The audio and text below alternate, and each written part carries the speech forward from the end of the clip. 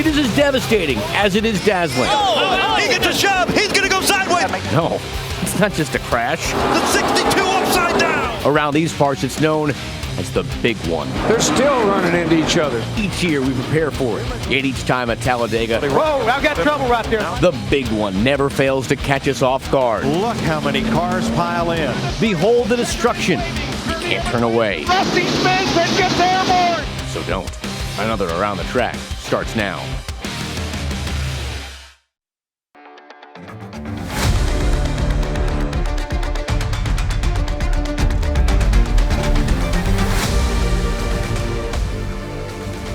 Superspeedways may all be labeled the same, but make no mistake, Talladega is different. Welcome into Around the Track. I'm Carla Gebhardt with Gabe McDonald. And Gabe, to stay clean in this race, you got to have some skill, but maybe a little bit of luck as well. Yeah, absolutely. That's right, because when you're in luck today, because we help you get ready for this one at Talladega. Alex Bowman finished second in Daytona to start the season, but he's first on our ATT roster today. Here are his progression this season. Might make him a favorite in this race. Plus, Dirty Mo Media's Andrew Curlin back in the building, joining us to go over all the big storylines. That's right, but first let's address the drama. And listen, if you want drama, this is the weekend to watch. You'll likely see tight finishes and lots of cautions. Now, the Talladega race in the fall of 2023 only had 4 cautions, but that is not the norm on the Superspeedway. The average number of cautions since 2019 is 7. The most in that span came in 2020 with 13 in the fall race. And as much skill comes into play here, there's also just a certain mentality that you have to have. And sometimes that means as a driver, you just got to embrace the chaos. It just seems like for us, we just have to go with a good mindset, and then it seems like the rest kind of takes care of itself. You can't worry about the things you can't control. So the times I go there stressed out or worried about crashing, because of a point situation or whatever, it just doesn't work. This place is just a wild card, and you never know what you're going to get when you go over there, but we have to go there twice, and somebody's going to win. The party that is Talladega is always exciting, but as a racer in the race, the track itself puts on so much excitement for everybody. Let's go ahead and do Talladega by the numbers now. This is the largest track in the NASCAR circuit. It's a tri-oval that's just over 2.5 miles, 2.66 to be exact. Banking is steep at 33 degrees in turns 1, 2, 3, and 4. Dale Earnhardt Sr. has the most victories at Talladega with 10. The active driver with the most wins, Brad Keselowski, with 6 checkered flags from Talladega. Hendrick Motorsports leads the way as a team with 14 Cup wins all time at the track. And the driver with the most laps led here without a win, that's William Byron, who's led 108 laps at Talladega throughout his career. Carla? All right, so now let's head to Talladega right now. We've got Ariel Schaefer there for us. And Ariel, a lot to look forward to this race weekend at Talladega Superspeedway. What can you tell us about the weather right now? I hear that might be a topic of conversation going into the race weekend. Yeah, well, hello and greetings from Talladega. That is right. It is an area of concern, something that the race officials are specifically watching out for on race day, is due to the fact there's a 60% chance of rain, especially when the races are geared to start at 2 p.m. Now, I did speak to a couple of the NASCAR track officials and also Talladega track president Brian Creighton. He did tell me that they do have the technology to dry the track off as quickly as possible if they need to. But again, they're going to have to assess the track to see if it is even likely they can race, just to make sure all the drivers will be safe. But also, too, they can't have any fans in the stands if there is a lightning delay, too, due to that safety factor. So again, it's just going to come down to timing, too. They're going to have to assess the track, and there is a good possibility that they could have the races, if it does get washed out, move to Monday afternoon. This race also does not have lights either. So you mentioned the timing there. I know that that's going to kind of come into play as far as if they can get back out on the track, if it's going to be dry, just all of those factors that NASCAR is going to have to keep an eye out on. Ariel, we appreciate your time. Thanks. All right, well, now it's time to welcome in a guy that's going to help us break down this race even more. Andrew Curlin back in the building, joining us again. You see him in his work on Dale Jr.'s podcast, company Dirty Mo Media. Andrew, what's the excitement level like heading into Talladega, the biggest track that we go to every year? It's Talladega. There's a reason they write songs about this place. Yeah. It's unpredictable. It's memorable both on and off the track. But what I love about this place is, you see some of the big names, right, that always seem to rise to the top, but then there's those underdogs, those wild cards that every now and then they sneak by and they get the checkered flag. You work with Dale Jr. He won this race back in 2015. Yeah. Since that time, though, Ford has won 11 of the last 17 races there. The only glaring issue this season, no Ford in victory lane. Do you think we see a change for that this weekend? I mean, it's strange that Ford, once again, kind of seems to be on that slow start. They had a slow start last season, but this is a place where you look at a lot of Fords. Joey Logano, Brad Keselowski, you know, they kings, it seems like, of these super speedways.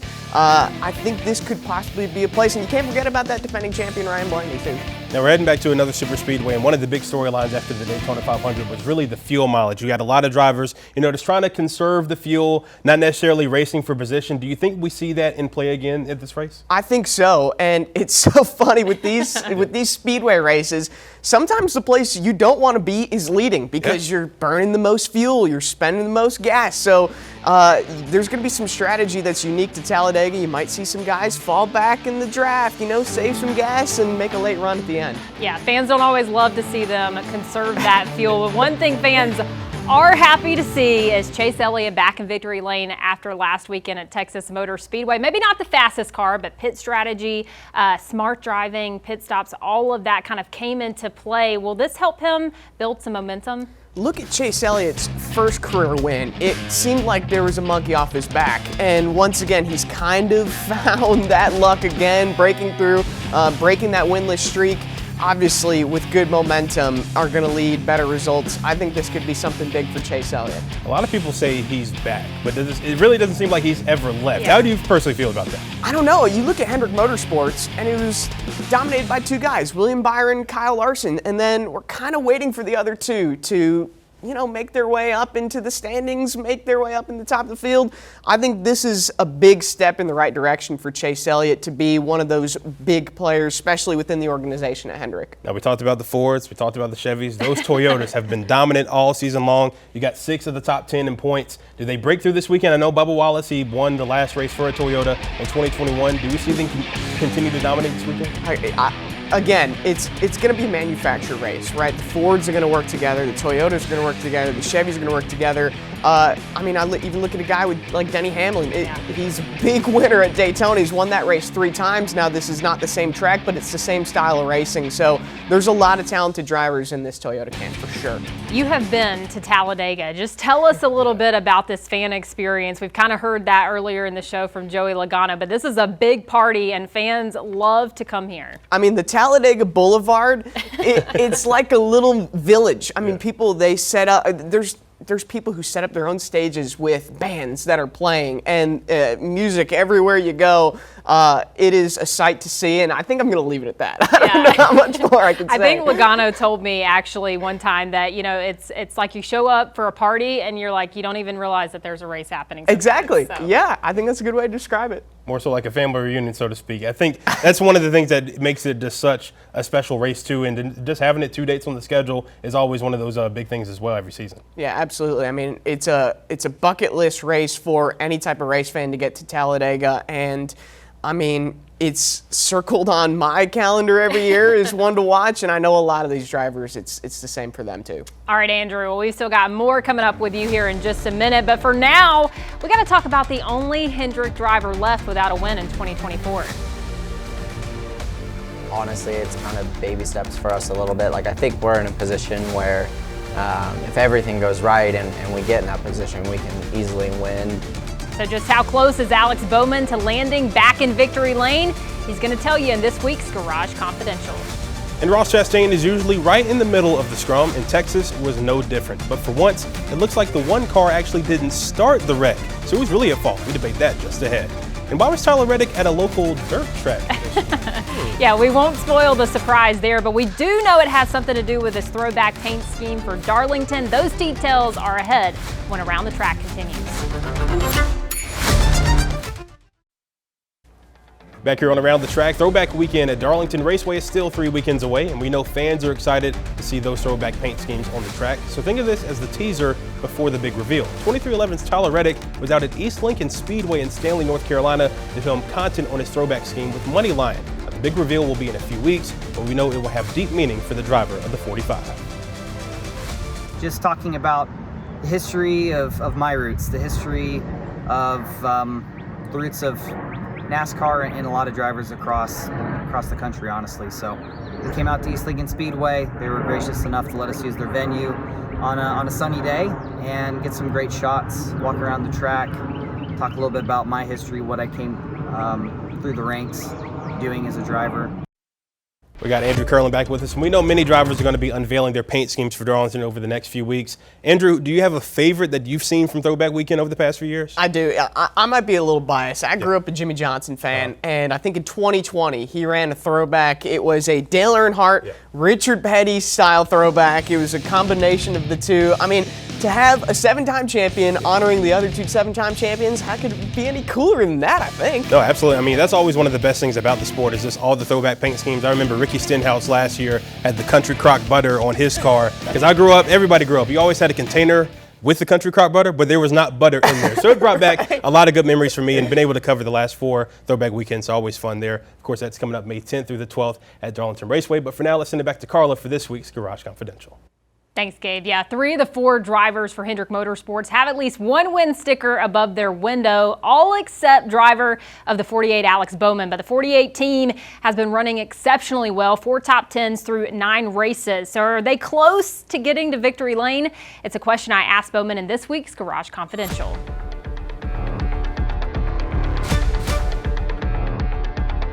We are not in a NASCAR hauler. We're not at a racetrack. We are at a local elementary school here in Charlotte because you had the pleasure of reading a book to the kids talking about financial literacy with Ally. How much fun did you have today? I mean, this is a different setting for you. Yeah, for sure.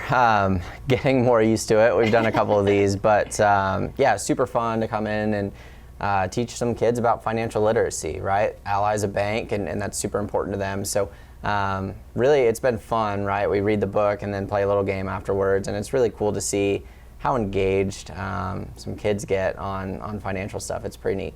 48 team running well, switching now to some racing talk for a little bit, but you've been running a lot better this season. What's been the difference behind that for you and your team? I feel like the off-season was a good reset for sure, and you know, Daytona went well, and then we had a rough couple weeks, and we just kind of had pit cycles not go our way, but for the most part, the rest of the stuff we've been running really well. So excited about the future. There's really good tracks coming up for us. 3 of the 4 teams for Hendrick have a win so far this season. How close do you feel that you are to that? Honestly, it's kind of baby steps for us a little bit. Like, I think we're in a position where if everything goes right and we get in that position, we can easily win. But you know, we need to get to leading laps, so we need to get to running a couple spots better than we have been. Like, we're a solid top 10, top 5 team right now, but we need to make that next step to contending for wins. So we're on the right path for sure. We're definitely pointing in the right direction, but there's definitely still work to do. Talladega is this weekend. I know it's unpredictable. You ran well at Daytona to start the season, though. How much do you maybe lean on those results to maybe help a little bit this weekend? Yeah, for sure. I mean, I think the last handful of races at Daytona, we've been really good. Talladega, we were up front until the end there last year, and I kind of made some wrong moves that I feel like I've learned from and hopefully can go back and be stronger from. So, you know, they're 2 different racetracks for sure, but you kind of look at a similar notebook for both of them. What's your strategy going into that?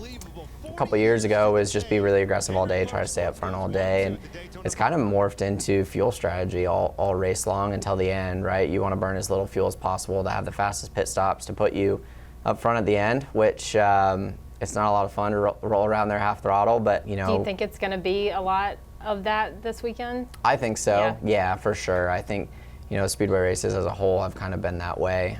Daytona, I don't think you'll see us go as slow as we were going at one point at Daytona, but yeah, we're going to be saving fuel for sure. And final question, your teammates kind of dubbed you the selfie guy on the golf cart this weekend. I don't think that was my teammates. Well, what was the story behind that? Yeah, it was definitely the marketing team knew that the other 3 would just tell them no.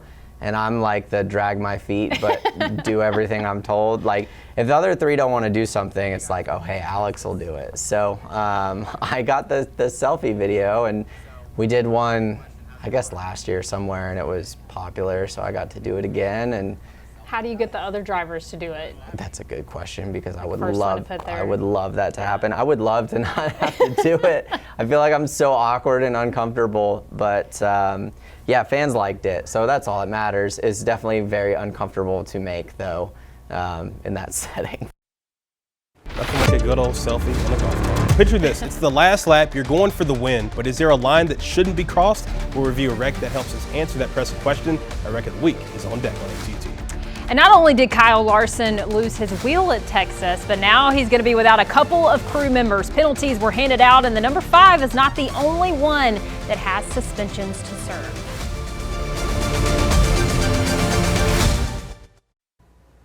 A new public service announcement that you'll be seeing at the track on race weekends is called No to Protect. The campaign was launched by the Department of Homeland Security to help educate and combat child exploitation and abuse online. Earlier this week, NASCAR President Steve Phelps helped launch that initiative in New York City. Phelps says NASCAR's support of this campaign stems from the core to do the right thing.